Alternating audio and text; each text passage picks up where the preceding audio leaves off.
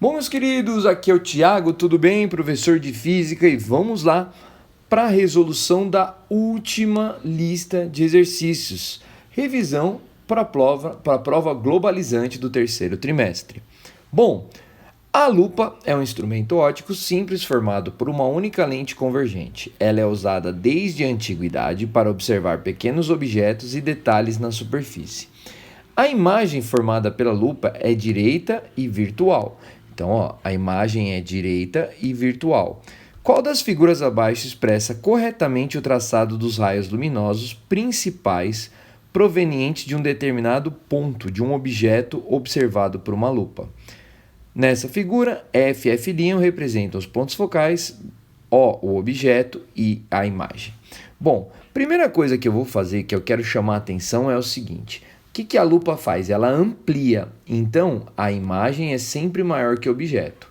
Então, no caso da A imagem é maior que o objeto, pode ser a A. Na B, a imagem é menor que o objeto, ou seja, não pode ser a B. Tudo bem? E outra coisa, só para chamar a atenção aqui na B, por que não pode ser a B? O feixe que vem paralelo, ele vai pro foco. Aqui o que está tendo? Ele está saindo sentido foco, está tendo um comportamento de lente divergente. Então a B de jeito nenhum. Item C, a imagem está maior que o objeto. Ok, só que o que vem em paralelo sai duas vezes o foco é o centro de curvatura. Então não pode ser a C. A D, o objeto está maior do que a imagem, certo? E de novo, o comportamento de lente divergente. Então não pode ser a D. Só pode ser a alternativa A. Vamos conferir aqui, ó. O feixe que vem em paralelo sai pelo foco. O que vem pelo vértice passa sem sofrer nenhum desvio. Esses dois caras não vão se encontrar, eles vão se encontrar onde? Pelo prolongamento, formam uma imagem virtual, direita e maior, portanto, a alternativa A. Questão 2, vamos lá. Assinale a alternativa que indica um instrumento óptico mais semelhante ao olho humano. Bom, então o que o olho humano faz? Para facilitar a vida de vocês, eu coloquei aqui uma imagem do olho humano. Então ele pega uma imagem que está maior, certo? Um objeto aqui que está maior, e forma uma imagem o quê? Real, invertida e menor. Então a imagem é formada na retina, certo? E olha que interessante, vamos olhar. O projetor de imagem, ele amplia a imagem. A luneta também contém duas lentes, então ela vai ampliar. A lupa amplia. O microscópio amplia. O único que reduz a imagem só pode ser a máquina fotográfica. Alternativa A. Então, uma questão de instrumentos ópticos muito simples, só com o que a gente falou em aula já dá para perceber isso daqui. Questão 3. Mais uma questãozinha de lupa. A lupa é um instrumento óptico utilizado para produzir imagens ampliadas de objetos. Ela é composta por uma lente convergente e o objeto deve estar localizado entre o foco e a lente. Com relação às imagens produzidas por uma lupa, assinale a alternativa correta. Então, vou ler novamente. A lupa é um instrumento óptico para produzir imagens ampliadas de objeto. Meus queridos, a única lente que faz imagem ampliada é uma lente convergente. Beleza? Então tá aqui a minha lente convergente. Vou traçar o eixo aqui. Só lembrando, ela é composta por uma lente convergente e o objeto deve estar entre o foco e a lente. Se o objeto está entre o foco e a lente, vou pôr a mesma distância aqui, ó. Então, vou colocar o meu objeto aqui. Este é o meu objeto. Então, vamos lá. O feixe que vem em paralelo sai pelo foco. O que vem pelo vértice passa reto. Nesse lado não tem como eles se encontrarem. Então, se eu prolongar esses raios para trás, eles se encontraram aqui atrás, formou uma imagem o quê? Essa imagem ela é virtual, direita e maior. Vamos para as alternativas. A. Quando o objeto está no foco, é produzida uma imagem real. Bom, se o objeto está no foco de uma lente, não forma imagem, então não pode ser A. Quando o objeto está além do foco, é produzida uma imagem virtual. Não, quando o objeto está além do foco, é sempre uma imagem real. Quando o objeto está entre o foco e a lente, é produzida uma imagem virtual? Sim, quando o objeto está entre o foco e a lente, é produzida uma imagem virtual. Alternativa C. Item D. Quando o objeto está localizado no centro de curvatura da lente, não há formação de imagem? Falso. Quando o objeto está no foco, não há formação de imagem. Então, o item 3 é falso. O item D é falso, alternativa C. Questão 4, vamos lá? O microscópio composto. O microscópio composto é usado para ver objetos muito pequenos que se encontram a pequenas distâncias. Em sua forma mais simples, ele consiste de duas lentes convergentes. A lente mais próxima do objeto é chamada de objetiva e a lente mais próxima do olho, chamada de visor ou ocular. É usada como um ampliador simples para ver a imagem formada pela objetiva. Na objetiva, a imagem formada para ampliação no ocular será... Bom, olha o que ele perguntou aqui, ó. Na objetiva, a imagem formada para ampliação na ocular será a imagem... Vamos lá, deixei aqui um desenho muito simples para vocês. Então tá aqui, ó, a objetiva é essa daqui. Essa é a objetiva. Então perceba o seguinte, o objeto está aqui. Olha lá, o que vem paralelo sai pelo foco, o que vem pelo vértice passa reto, formou a imagem I1. Quais são as características dessa imagem I1? Em relação ao objeto, ela é real, invertida e maior. Beleza? Porque ela está em relação ao objeto invertida e maior. Então, teve uma ampliação. Só com isso, eu já acho a resposta. Por quê?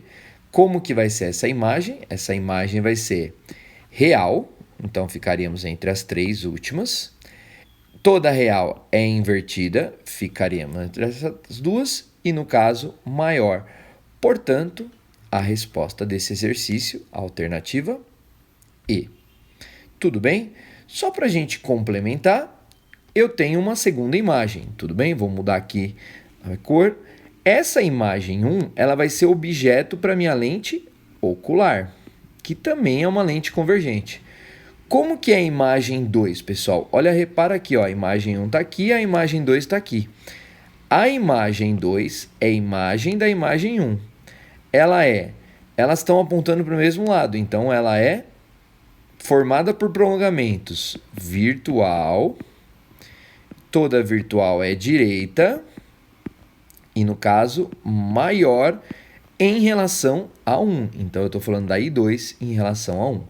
Só expliquei, mas não faz parte do exercício, beleza? Questão 4, ok. Questão 5, bora lá. A 5 é bem bonitinha e vamos lá para explicar ela com tranquilidade. O microscópio óptico é formado de duas lentes convergentes. A imagem 1, formada pela objetiva, funciona como objeto para ocular. A distância entre a objetiva e a ocular é de 30 centímetros. Opa! Então, entre a objetiva e a ocular, ele acabou de me dizer que aqui tem 30 centímetros. Beleza? O objeto é colocado a 1 centímetro da lente objetiva. Então, daqui até aqui eu tenho 1 centímetro.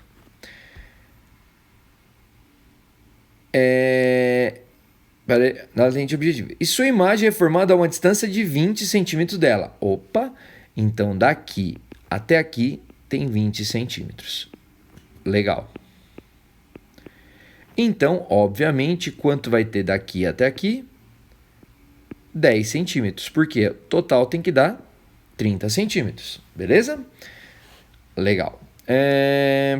A distância entre a imagem 2 e a lente ocular é de 50. Então, daqui até aqui, eu tenho 50 centímetros. Quantas vezes a imagem final foi ampliada em relação ao objeto? Bom, precisamos separar em duas partes. Primeira parte. Aumento, pessoal, é menos P' sobre P. Só que agora, o que eu vou chamar a atenção para vocês? Eu preciso levar o sinal? Eu não preciso. Então, o aumento 1 em módulo, eu vou pôr P', quanto vai ser o P'? 20 centímetros, que é a distância da imagem à lente, sobre o P, que vale 1 centímetro. Pessoal, 20 centímetros por 1 centímetro vai dar um módulo do aumento 1 igual a 20. Beleza? Agora, o que acontece? A segunda parte, perceba, eu tenho a distância do objeto, a lente é 10 e a distância da imagem é 50. Então, aumento 2, em módulo também, vai ser quanto? P'2 sobre P2. O P'2, eu estou falando em módulo porque não vai importar o sinal. Ele perguntou quantas vezes aumentou. P'2 vai ser 50. E o P2 é 10. Novamente, centímetro com centímetro, 0, 0, corta. O aumento 2 é 5 vezes. Então, se eu tenho o meu primeiro aumento foi de 20 vezes, o meu segundo aumento foi de 5 vezes. Então, o meu aumento total vai ser 20 vezes 5, que vai dar 100 vezes, que é o que nós encontramos na alternativa B de bola. Tudo bem?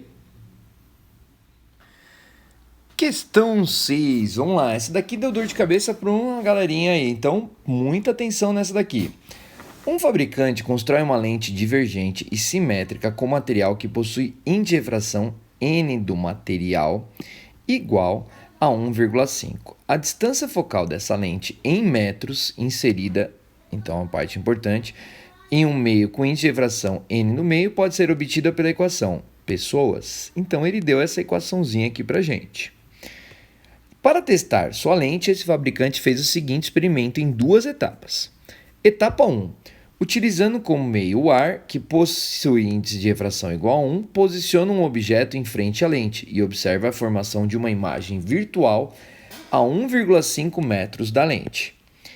Etapa 2. Utilizando a mesma distância entre a lente e o objeto, submerge ambos em um líquido transparente de índice de refração igual a 1,2. Considerando que essa lente foi projetada e construída corretamente por esse fabricante, a distância entre a nova imagem formada na lente e a segunda etapa do experimento foi de quanto? Bom, então vamos lá.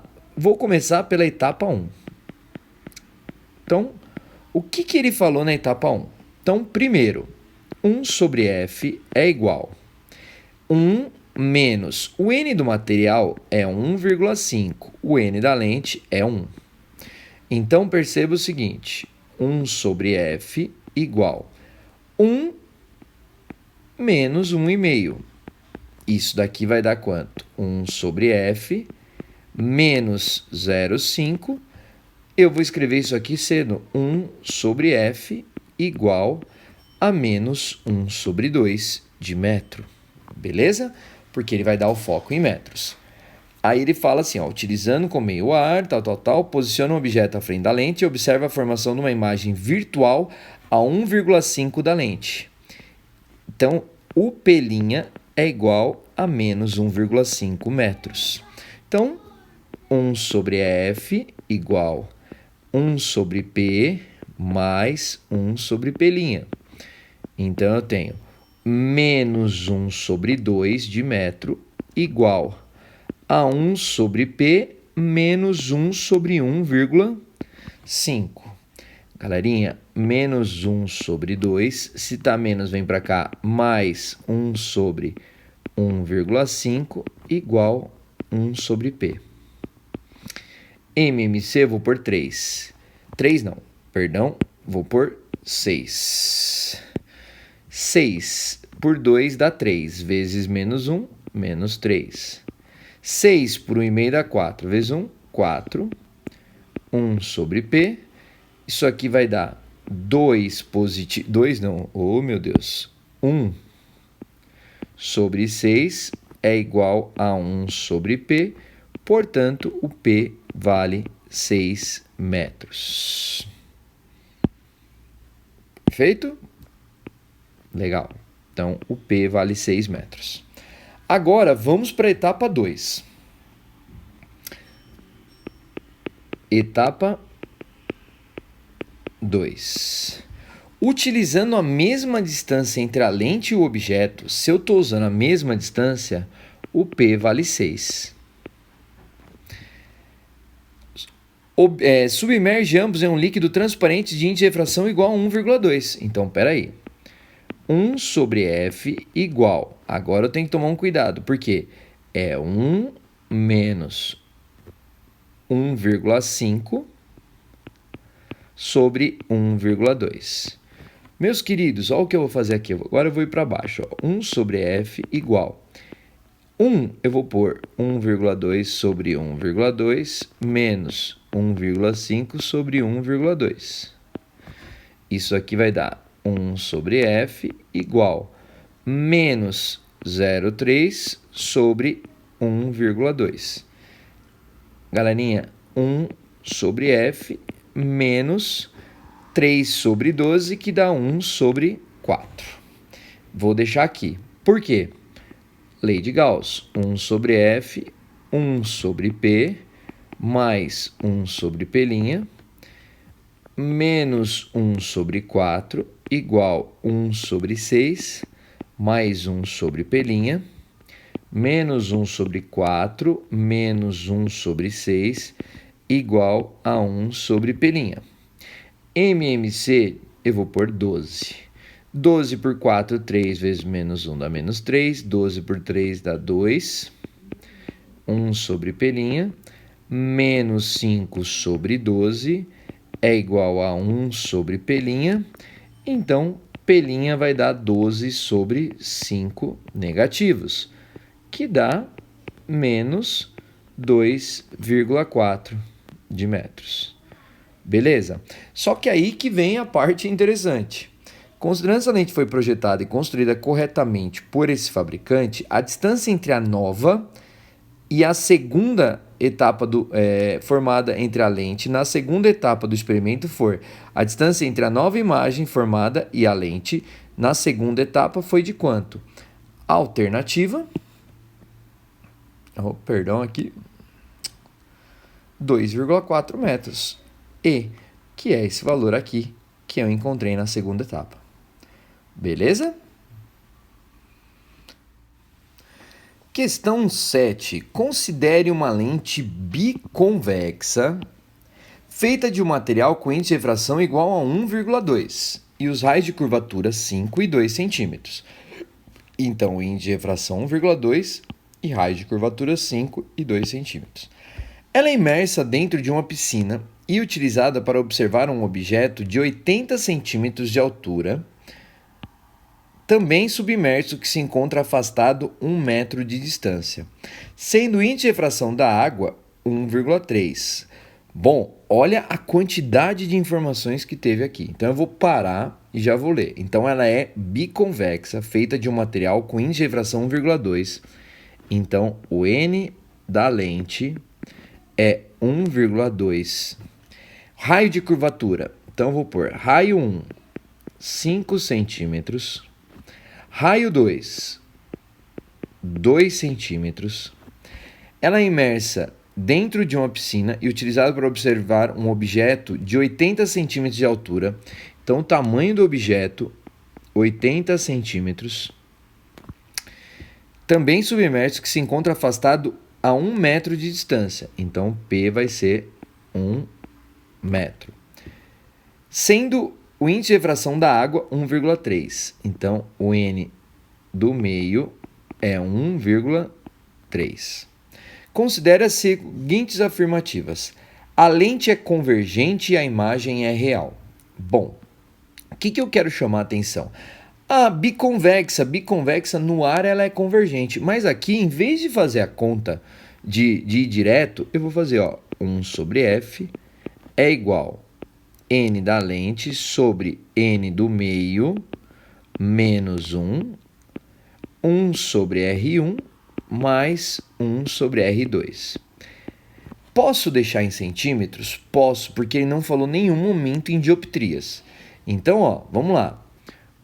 1 sobre f igual n da lente. O n da lente é 1,2.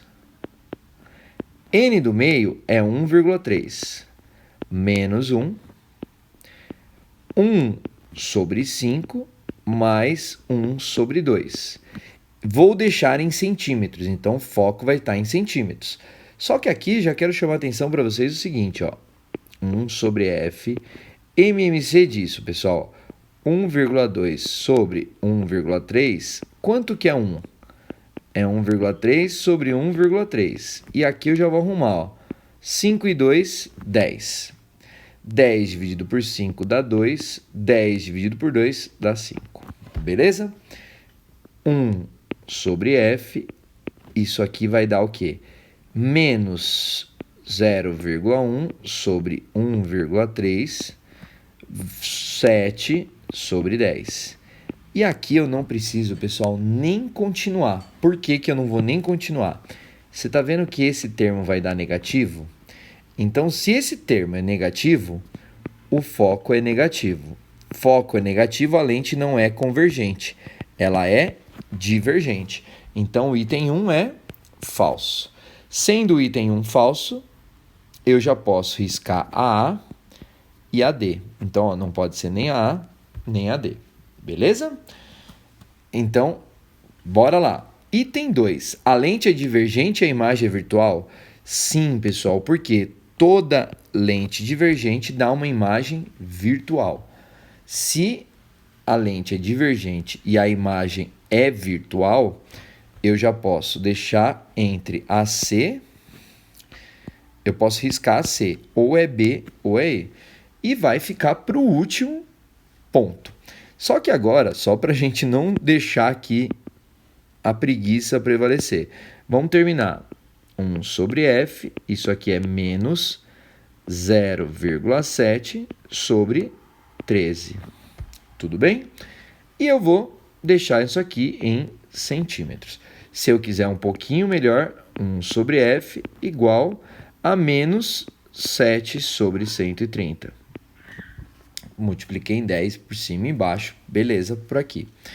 Ou tanto faz um para o outro. Legal. A imagem está a 31 centímetros da lente e tem 25 de altura. Bom, olha que interessante, o item 3 que define tudo que vai dar trabalho. Então, a primeira coisa que eu vou fazer é o seguinte, lei de Gauss. 1 sobre f é 1 sobre p mais 1 sobre p'. 1 sobre f é menos 7 sobre 13, ou 130, perdão. 1 sobre, cuidado com uma coisa, isso aqui está em centímetros. Ele falou que o P vale 1 metro, que são 100 centímetros. Beleza? Então, ó, 100 centímetros. Beleza? Mais 1 sobre P'. E aí vai sobrar a matemática. Menos 7 sobre 130, menos 1 sobre 100, tudo em centímetros, é igual a 1 sobre P'. Bom, 130 vezes 100. Por que que eu faço isso? Para facilitar, ó, 130 vezes 100 por 130, 100 vezes 7, menos 700. Beleza? 130 por 100 vezes 100 dividido por 100, 130 vezes 1, 130. É 1 sobre P'. Tudo bem? E aí, agora eu continuo com a minha conta aqui, ó. Primeiro, menos 830 sobre 13.000 é 1 sobre P'. E aí, meus queridos, inverte um lado. 13.000 dividido por 830, negativo, né? É igual a P'. Então, o que eu tenho? 13.000 dividido por 830, isso daí vai dar aproximadamente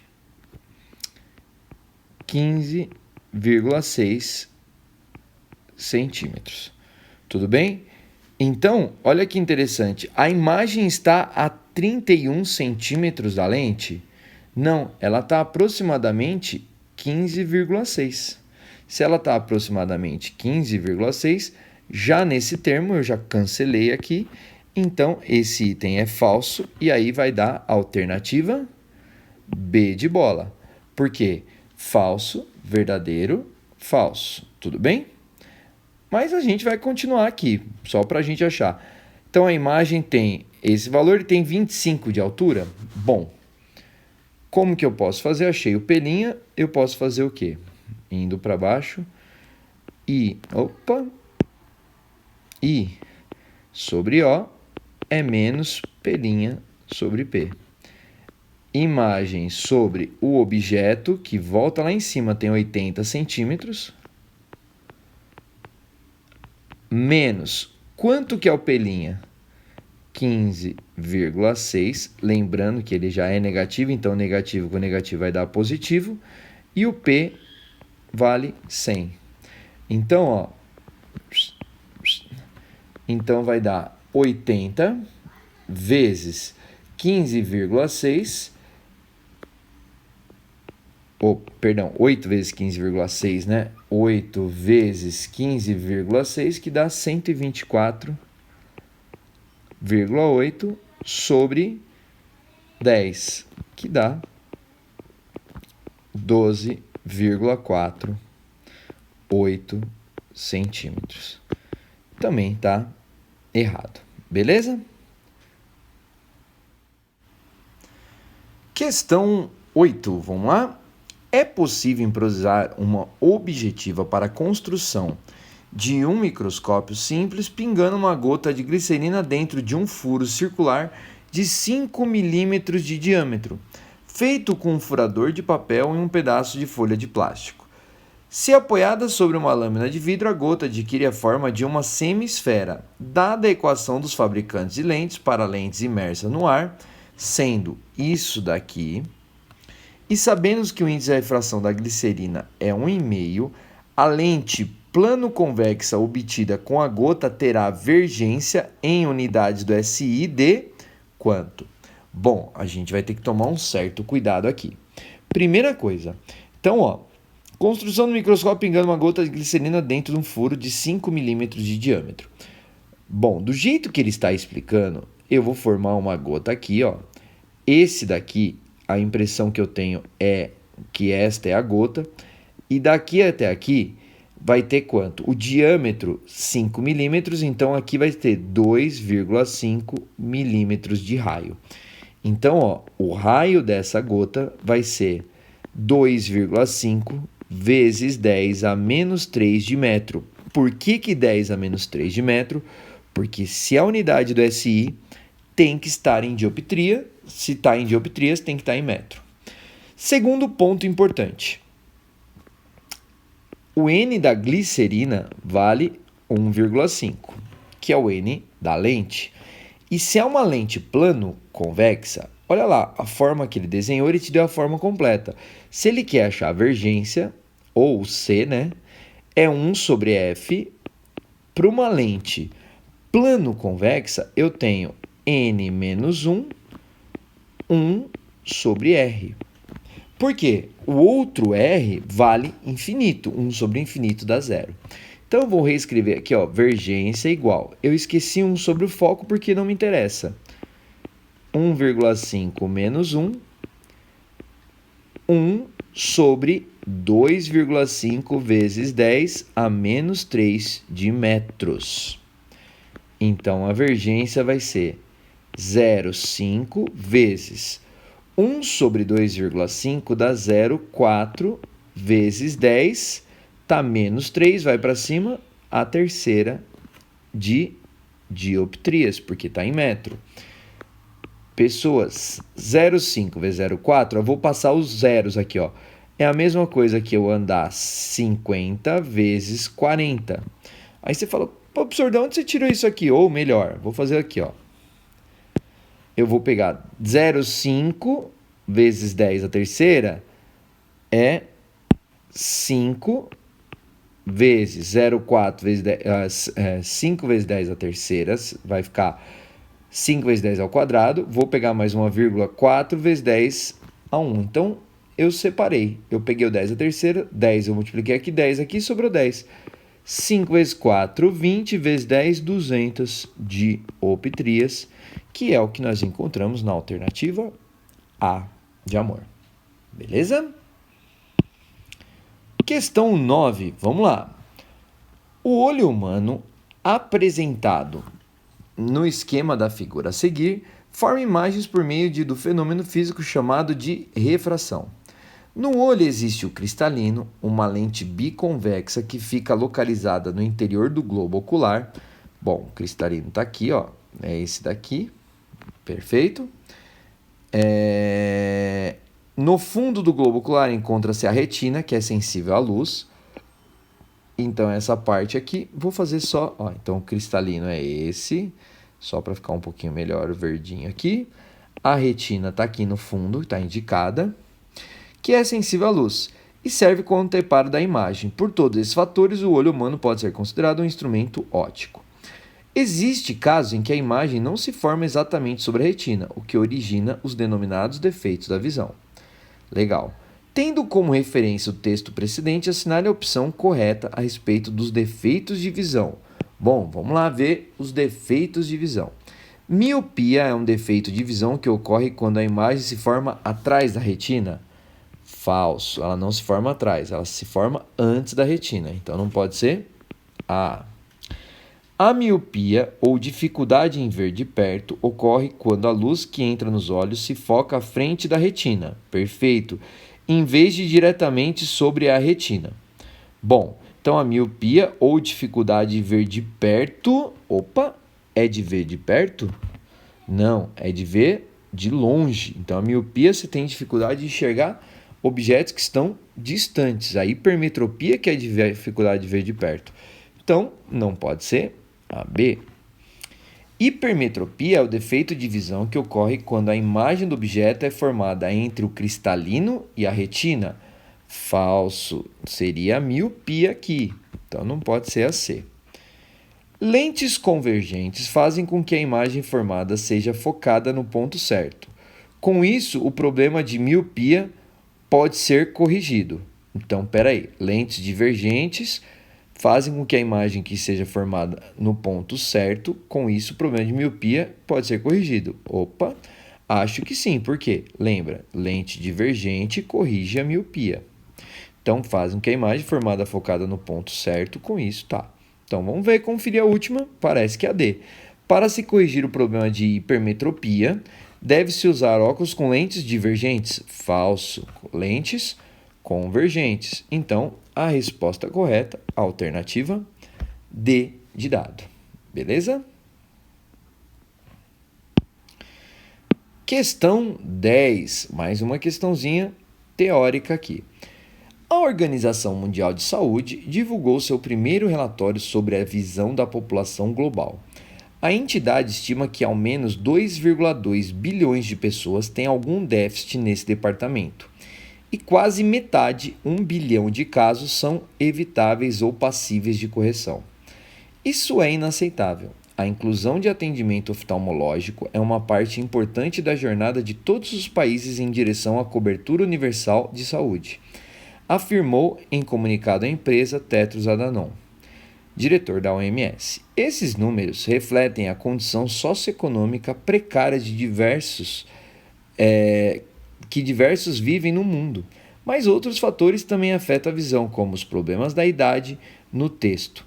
A entidade destaca o envelhecimento populacional como outro enorme fator de risco para diversas doenças oftalmológicas. Em 2030, teremos 1,4 bilhão de pessoas maiores de 60 no mundo. Agora são 922 milhões. Legal. O que deu a entender aqui é que ele está falando o quê, pessoal? Problemas de envelhecimento que está com a visão, certo? Diversas pessoas com idade mais avançada utilizam lentes de aumento para a leitura, pois à medida que as pessoas envelhecem, o cristalino se torna menos flexível e sua capacidade de acomodação se reduz.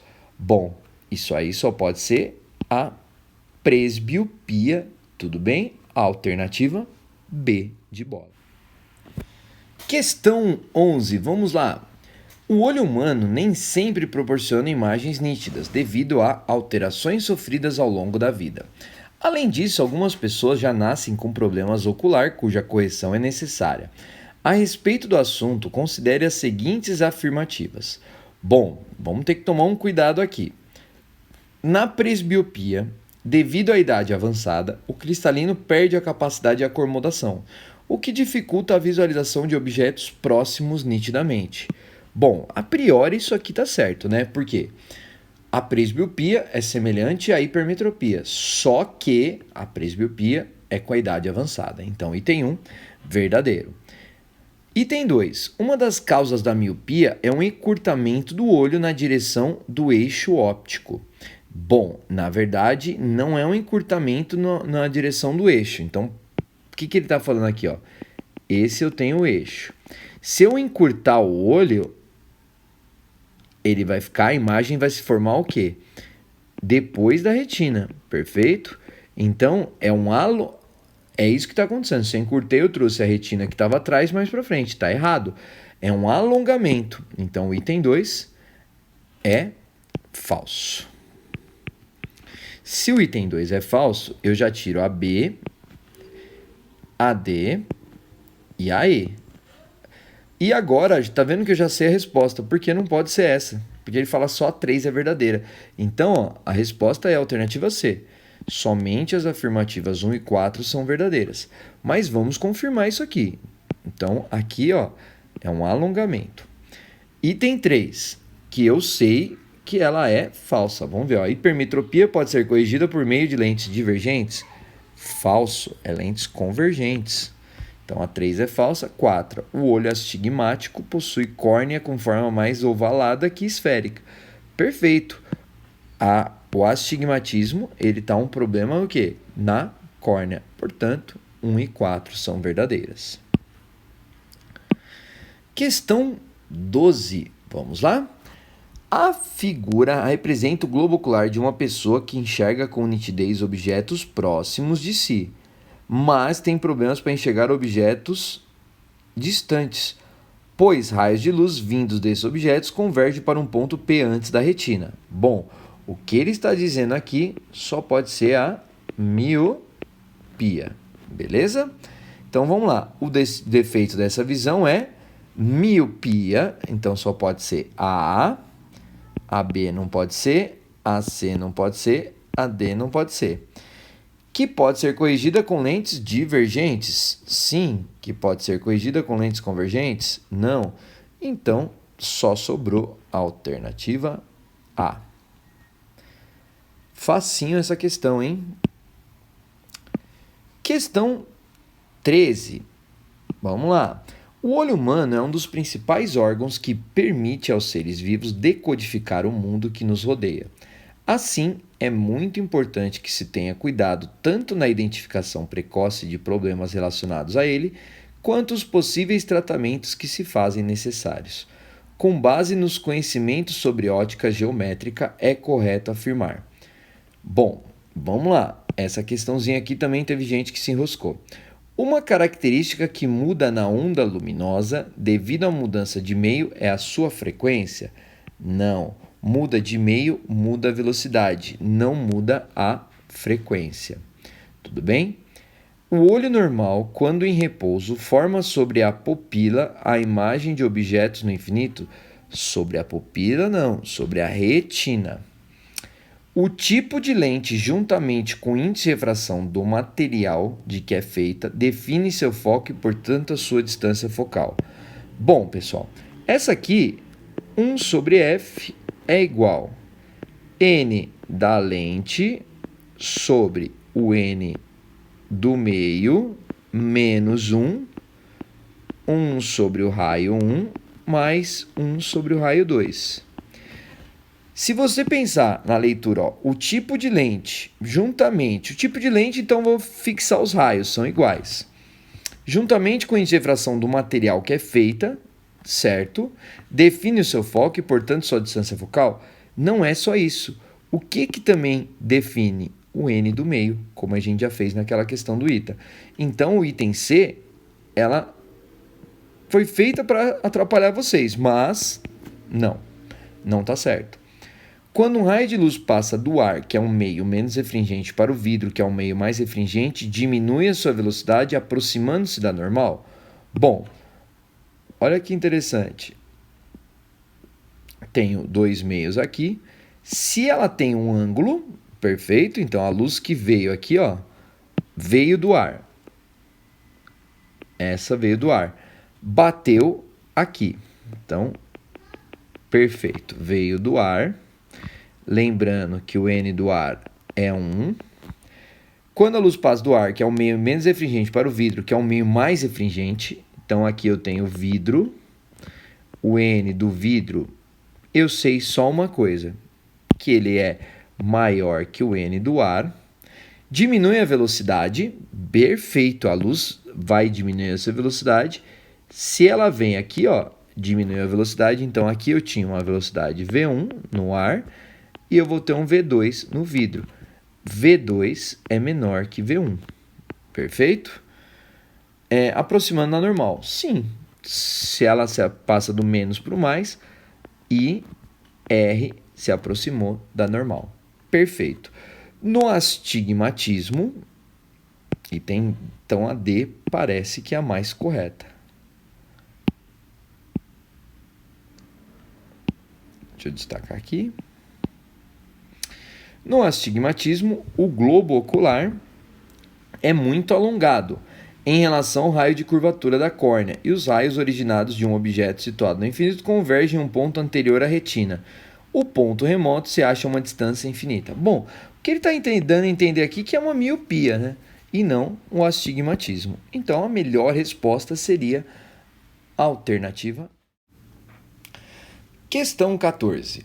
Com relação aos olhos humanos, assinale a alternativa correta. Bom, essa questão aqui ela é muito interessante, porque ela é difícil pelo que ela traz de informação. Mas, vamos dar uma olhada.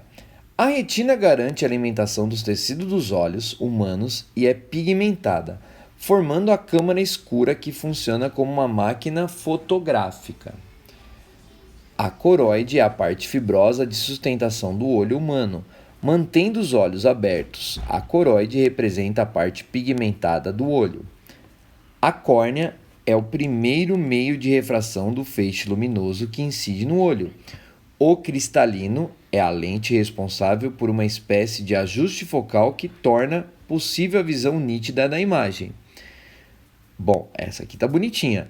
A íris é rica em cones e bastonetes. Opa, aqui eu já sei que não. Por que eu já sei que não? A íris não tem cones e bastonetes. Os cones e bastonetes estão aonde? Eles estão exatamente na retina. Então, ó, aqui eu já tiro esse daqui. E aí eu já volto. A retina não é a que garante a alimentação dos tecidos dos olhos. O que a retina faz? A retina, ela não é responsável pela alimentação. Sua função é capturar a luz. Então, o que exclui? A A também. Então, ó, a A não pode ser, a D não pode ser. Nenhuma das alternativas anteriores. Então, vamos olhar com calma aqui. A córnea é o primeiro meio de refração. Sim, é a primeira lente do olho. Perfeito? Que incide de refração do olho, que incide no olho. O cristalino é a lente responsável por uma espécie de ajuste. Sim, o cristalino ele se ajusta para formar a imagem da retina. Então, a melhor resposta seria a alternativa C. E agora vamos lá. O que está errado na alternativa B? A coroide não é uma parte fibrosa de sustentação do olho. Ela é uma camada cheia de vasos sanguíneos e pigmentação escura. Ela está entre a esclera, que é a parte branca, e a retina.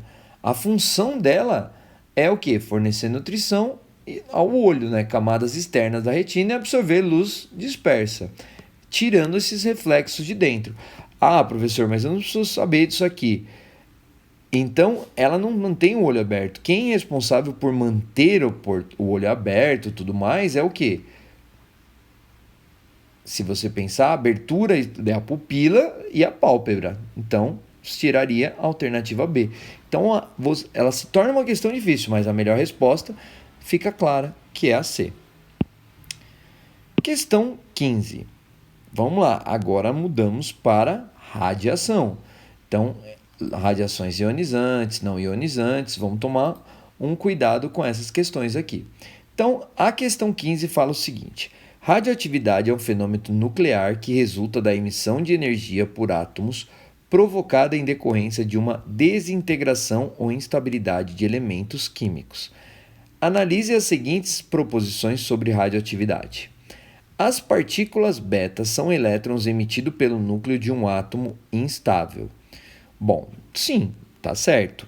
É o que eu falei, as partículas beta são elétrons emitidos. Item 2. A emissão gama são ondas eletromagnéticas que apresentam carga e possuem menor poder de penetração que as emissões alfa e beta. Falso. Elas têm, a radiação gama é maior. Então, só pode ser a alternativa A. Ela se torna uma questão mais fácil, porque só tem duas alternativas, ela fica meio que de cara aqui. E se você lembrar do espectro que eu falei para vocês, o espectro eletromagnético, fica clara do poder de penetração. Foi uma das coisas que eu trabalhei para vocês na apresentação, tudo bem? E outra, elas não possuem carga, né? Não tem massa. Por isso que elas acabam sofrendo desvio no campo magnético e campo elétrico. Perfeito? E poder de penetração. Bom, vamos lá para a próxima, para não ficar confuso. 16. Então, questão 16. Bora lá.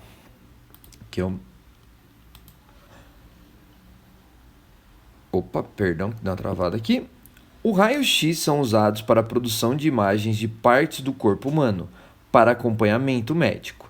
A origem do raio-x é devido basicamente à desaceleração de elétrons por um alvo metálico.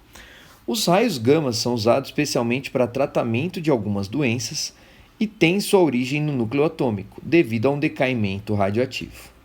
Assinale V para verdadeiro, F para falso nas seguintes afirmativas a respeito das radiações X e gama.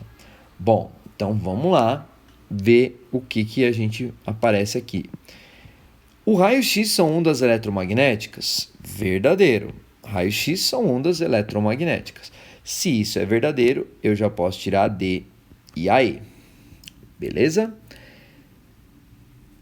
A radiação gama é uma partícula constituinte do núcleo. Bom, acabamos de falar para vocês que ela não é uma partícula. Então, o item, ela é falso. Se ela é falso, eu já posso sacar fora a A. No espectro de energia, a maioria dos casos, a radiação gama possui menos energia que o raio-x. Falso também, né?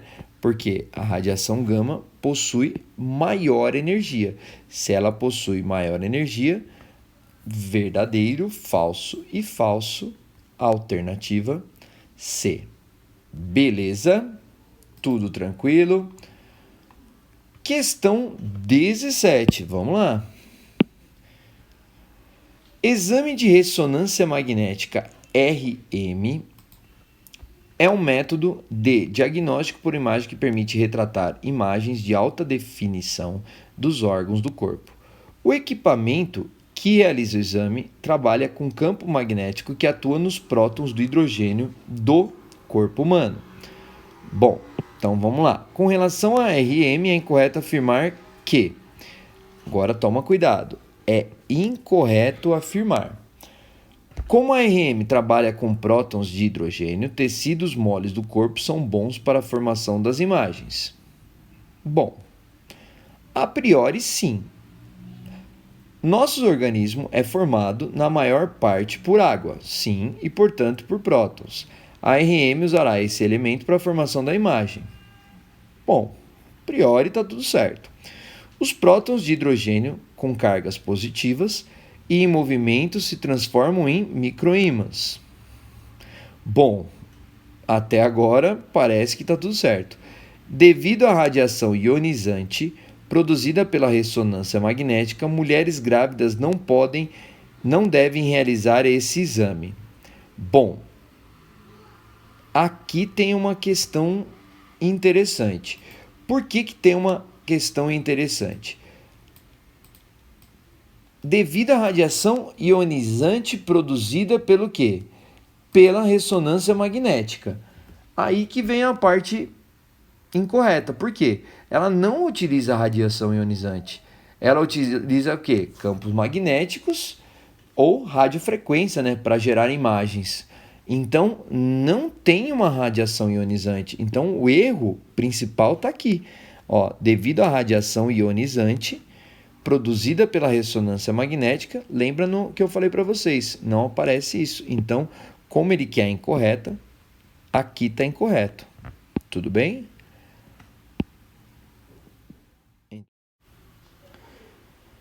Questão 18. Para monitorar o espaço aéreo amazônico, os órgãos de defesa do Brasil criaram o CIVAM, Sistema de Vigilância da Amazônia. Dentre os meios tecnológicos disponíveis nesse sistema, há um conjunto de radares para a coleta de informações meteorológicas e tráfego aéreo. O radar é um aparelho de detecção e localização que usa ondas de rádio. Parte das ondas emitidas se refletem no alvo e volta a um receptor, que analisa e determina as características e a localização do alvo. Em relação a esse contexto, considere as afirmativas a seguir. Item 1. As ondas de rádio e as ondas sonoras têm a mesma natureza? Bom, olha aqui, já entrando no capítulo não. As ondas de rádio são eletromagnéticas, ondas sonoras são ondas mecânicas. Então, elas não vão ter a mesma natureza. A 1 é falsa. Se a 1 é falsa, eu tiro essa e tiro essa. As ondas de rádio diferem das ondas luminosas pela frequência e pelo comprimento de onda? Correto, elas correspondem ao mesmo espectro eletromagnético, só que tem o quê? Frequências diferentes e comprimentos diferentes. Eu já tiro a 3. Nas ondas de rádio, campos elétricos e magnéticos oscilam perpendicularmente à direção de propagação das ondas. Verdadeiro, expliquei isso para vocês. Agora já com a aula dessa semana aí, elas são ondas transversais. Alternativa E. Perfeito, tranquilinho esse. Questão 19. Olha lá, já começamos a nova parte aí. Considere que um teste de bioimpedância, a tensão elétrica de alimentação do aparelho varia no tempo de acordo com o gráfico. Bom, tem o gráfico aqui. Parte importante, ó, não sei se vocês estão vendo, ficou meio ruinzinho aqui, mas está em milissegundos. Então, esse gráfico está em milissegundos. Milissegundos é 10 a menos 3 de segundo. Bom, com base nas informações e no conhecimento sobre oscilação e circuitos alterados, é correto afirmar que o período de oscilação da tensão vale 5 segundos? Bom, uma oscilação, ó, se eu saio desse ponto, ele sobe, quanto que ele volta nesse ponto? 0,20. Então, ó, o período de uma oscilação é 0,20 milissegundos. Isso corresponde a 0,2 vezes 10 a menos 3 de segundo. Então, vale 5 segundos? Não vale 5 segundos. Item B. A frequência vale 0,20 Hz? Bom, frequência é 1 sobre o período. 1 sobre 0,2 vezes 10 a menos 3, isso dá 1 sobre 0,2 dá 5 vezes 10 a terceira Hz, ou seja, 5.000 Hz. Então, a frequência vale 0,2? Não. A tensão de alimentação oscila com um período de 0,1 milissegundos? Não, 2. A cada 1 milissegundo, a tensão completa 5 ciclos de oscilação? Bom, matemática básica, né? Se um ciclo corresponde a 0,2 milissegundos, 5 ciclos corresponde a quanto? 5 vezes 0,2, 1 milissegundo. Portanto, a alternativa D de dado. Perfeito? E aí, só para confirmar aí, a tensão varia com frequência 50 kHz. Bom, pessoal, 5.000 Hz é 5 kHz e não 50. Portanto, questão 20. Caneta de alta rotação é o nome do famoso motorzinho do dentista e funciona da seguinte forma. Ela está ligada a um compressor que faz com que passe por ela um jato de ar, fazendo com que o seu eixo central gire com frequência que pode variar de 3.000 RPM, quando em contato com o dente, a 350.000 RPM. A broca em geral feita de diamante é acoplada ao eixo, quando em contato com os dentes gera muito calor e a sua refrigeração é feita com água. De acordo com esse conhecimento sobre o movimento circulatório, é correto afirmar que o valor da frequência de giro do eixo de rotação quando em contato com o dente em Hertz, olha lá, ele quer a frequência de giro de rotação quando em contato com o dente, que é quanto? 30.000 RPM. Pessoal, 30.000 RPM, isso é 30.000 rotações por 60 segundos. Particularmente, sobrou o quê? 3.000 dividido por 6, perfeito? Que dá 500 Hz. 500 Hz, então eu achei a frequência e sua velocidade angular em radianos por segundo. Então essa é a frequência. Ômega é 2π sobre o período, e isso eu já chamei a atenção para vocês.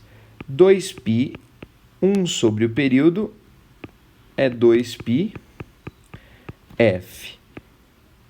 2 vezes π vezes 500. Esse ômega dá quanto? 1.000 π radianos por segundo. 500 e 1.000, isso daí eu vou encontrar na alternativa B de bola. Perfeito? Tranquilo? Bora para o próximo. Questão 21.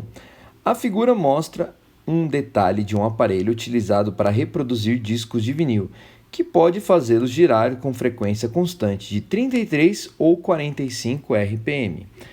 Adotando π igual a 3, se um mesmo disco de vinil tem sua frequência de rotação aumentada de 33 para 45, sua velocidade angular aumenta de quanto? Só que aqui, pessoal, toma cuidado, porque está em radianos por segundo. Então, perceba o seguinte. Então, olha o que ele falou. A frequência de rotação, vamos lá, do exercício passado, 2π sobre o período. Repara, é 2π 1 sobre t, que eu chego com quanto? 2πf. Então, o ômega é 2π vezes a frequência. Então, ele cala. Adotando π igual a 3, se o mesmo disco vinil tem sua frequência de rotação aumentada de 33 para 45, sua velocidade angular aumenta quanto? Bom, a variação da velocidade angular vai ser o ômega final menos o ômega inicial. Eu vou pôr mais fácil, ó, 2π f2 menos 2π f1. A variação do ômega seria 2π frequência 2 menos frequência 1. Só que o que eu tenho que tomar cuidado? Ômega, 2 vezes o π vale 3. Quanto que é a frequência 2? 45 menos a 1, que é 33. Só que aqui, um adendo para vocês. Isso aqui está em RPM. Então, eu vou ter que tomar um cuidado. Isso está em RPM. Então, na hora que eu fizer 2 vezes 3, 6, o que eu tenho que ficar esperto? 45 menos 33, isso aí vai dar 12 RPM, rotações por 60 segundos. Agora eu passei para segundos. Então vai ser 6 por 60, 12 sobre 10. A variação do ômega dá quanto? 1,2 radianos por segundo. E isso eu tenho na alternativa C. Tudo bem? Tudo tranquilo? Bora pro próximo. Acabando, hein? 22. Um oscilador harmônico simples, tipo massa-mola, tem a posição de sua massa descrita por x igual a 2, que aqui saiu um errinho, cosseno de 3,14 vezes t. Se eu não me engano, eu tinha até arrumado isso aqui, é 2 cosseno de πt. Beleza? Então, nesse sistema, a amplitude vale 2, certo? E a frequência ômega é o cara que está multiplicando o t. Então, ômega é o π. Ômega é 2π sobre o período, ou ômega é 2π vezes a frequência. E quanto que vale o ômega aqui? O ômega vale π. Então, particularmente, eu tenho π é igual a 2π vezes a frequência, corto π, 1 sobre 2 é igual a frequência. Então, a amplitude vale 2 e a frequência vale meio, alternativa C. Tudo bem? Essa questão, se eu não me engano, no estudo ela já está arrumada, que aqui apareceu o x igual a 2 cosseno de 3,14, que é o π vezes t. Beleza? Próximo, 23. Um bloco de massa 100 gramas, então a massa 100 gramas, apoiado sobre uma superfície horizontal sem atrito, está preso à extremidade de uma mola de constante elástica K, 1,6 Newton por metro, que tem a outra extremidade presa a um suporte vertical fixo. O bloco realiza um movimento harmônico simples e sua posição x é dada pela equação x igual 0,2 cosseno de 4t mais 0,8. Beleza. A máxima aceleração que o bloco está sujeito, que esse movimento terá módulo, é igual a quanto? Meus queridos, vamos ficar esperto com uma coisa. Eu vou até ser bem rápido nisso. X é igual a cosseno de ômega t mais a fase inicial. Então, se você relembrar o que eu fiz para vocês, a velocidade vai ser menos a ômega seno de ômega t mais θ zero. Lembrando que o módulo da velocidade máxima é a vezes ômega. E a aceleração é quanto? Menos a ômega ao quadrado cosseno de ômega t mais θ zero. E quem que é o módulo da aceleração máxima? A ômega ao quadrado. Neste exemplo, o módulo da aceleração máxima igual a ômega ao quadrado. Quem é o A? 0,2. Quem é o ômega ao quadrado? Ômega é o cara que multiplica o t, que é 0,4 ao quadrado. Então, a minha aceleração máxima seria igual a quanto? 0,4 vezes 0,4, 0,16 vezes 0,2 vai dar 0, opa, perdão que eu fiz bobeira aqui. Opa, é 4, não 0,4. Calma aí que eu fiz caca aqui. O A é 4, não 0,4. O 0,2 eu confundi aqui. Pera aí. 4 ao quadrado. Então, 0,2, 4 vezes 4, 16. Então, 16 vezes 0,2 vai dar a minha aceleração máxima, que dá 3,2 metros por segundo ao quadrado, que é o que nós temos na alternativa E. Questão 24. Um corpo efetua um movimento harmônico simples linear MHS, quando numa trajetória retilínea oscila periodicamente em torno de sua posição de equilíbrio sob a ação da força restauradora, cuja intensidade é proporcional à distância do corpo ao ponto de equilíbrio.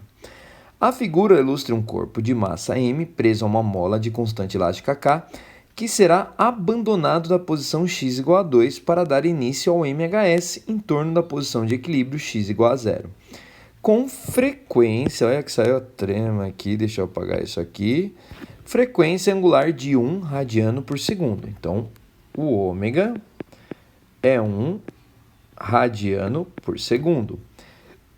Despreza-se qualquer tipo de atrito ao movimento do corpo. Indique o gráfico e representa a função horária da velocidade do corpo de massa m em um período completo. Bom, o que a gente tem que ficar esperto aqui? Do jeito que ele está soltando aqui, pessoal, repara, essa é a posição x. Eu tenho 0 aqui e aqui é o 2. Metros, 0 e menos 2. Então, o que vai acontecer? Esse corpo vai sair daqui. Então, ele sai da amplitude máxima. Se ele sai da amplitude máxima, neste momento da saída, olha que interessante, qual que é a velocidade no tempo inicial? Se ele vai sair daqui, a velocidade ela é 0. Então, o que acontece? Ele vai sair daqui, a minha velocidade inicial é 0. Então, ele tem que sair do 0. Saiu do 0. Saiu do 0, a C não pode ser, porque ele saiu da velocidade máxima, um gráfico de velocidade. A D, ele saiu com a velocidade mínima, não pode. E a E, ele saiu do 0. Perfeito? Agora que vem a parte interessante, a amplitude. Então, se você pensar, o que vai acontecer? Quando esse bloco vier para cá, ó, quando ele vem para o 0... particularmente, o que acontece neste ponto aqui? No 0 eu tenho a velocidade máxima, a mola está puxando, então ela vai puxar para cá. Lembra, o módulo da velocidade máxima é o quê? Ômega vezes A. O ômega é 1, a amplitude é 2, então 1 vezes 2 dá 2. Só que entenda, ela está vindo para o lado contrário do x, então ela tem que ser negativa. Então, ele sai do 0 e vai para a velocidade menos 2 negativa. Portanto, só pode ser a alternativa A. Beleza? Por que não pode ser a B? Porque ele vai para o lado 2 positivo. E a E, o que acontece? Olha lá, ele está falando que a velocidade aqui, ó, o que acontece? Eu não tenho esse movimento, eu tenho o quê? Uma função cosseno. Perfeito? Ou seno, perdão, desculpa. Então, só pode ser a alternativa A. Bom, última questão de 2024. Então, vou me despedindo aqui, né?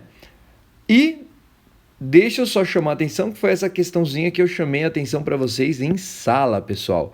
Aqui ela saiu um errinho, ó.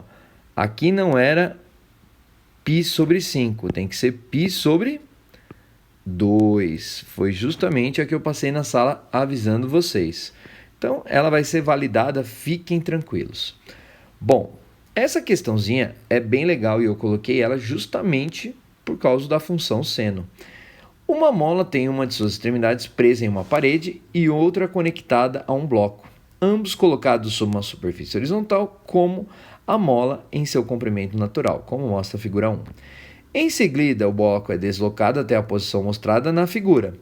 No instante t igual a 0, o bloco, ainda na posição mostrada na figura 2, é abandonado a partir do repouso e passa a deslocar em movimento harmônico simples com frequência de 20 Hz.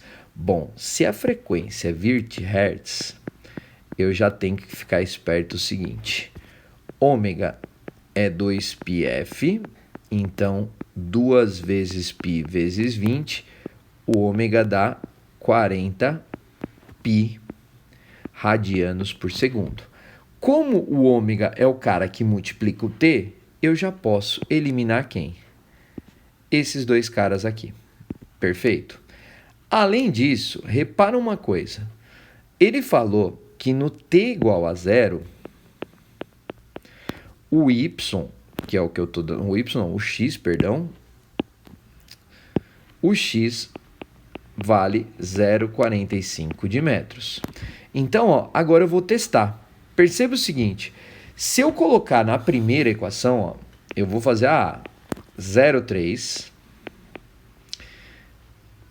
mais 0,45 vezes seno de 40 π vezes 0, estou substituindo t por 0, menos, aí eu tenho π sobre 2. Repara uma coisa, se eu colocar isso aqui, vai dar, o menos π menos 2 vai dar mais 2, certo? π sobre 2, isso aqui vai ficar seno de π sobre 2. Seno de π sobre 2 é seno de 90, dá 1. 1 vezes 0,45, 0,45 mais 30, não vai dar 0,45. Então, não pode ser a A. Agora, a B, ele traz que aqui vale 0,15. Perceba, se isso vale 0,15, ó, x é igual a 0,30 mais 0,15 vezes seno de π sobre 2. Aí eu tenho x é igual a 0,30 mais 0,15 seno de π sobre 2 dá 1. X 0,30 mais 0,15, que eu chego na posição 0,45 metros, que é a resposta desse exercício. Beleza? Bom, meus queridos, fico por aqui. Espero que tenha ajudado vocês. Beijos, até mais. Tchau.